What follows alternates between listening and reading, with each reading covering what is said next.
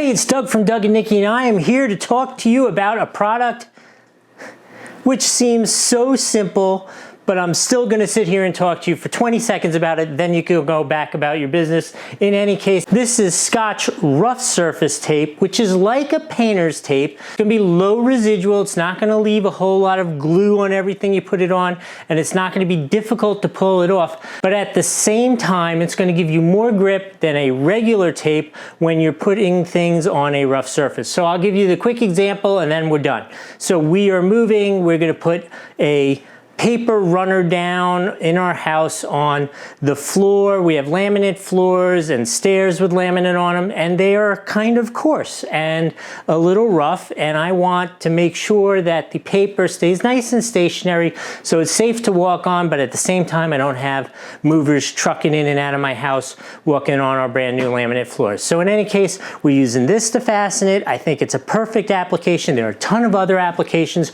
but I thought you might want to know what the difference is between this and the basic blue painter's tape.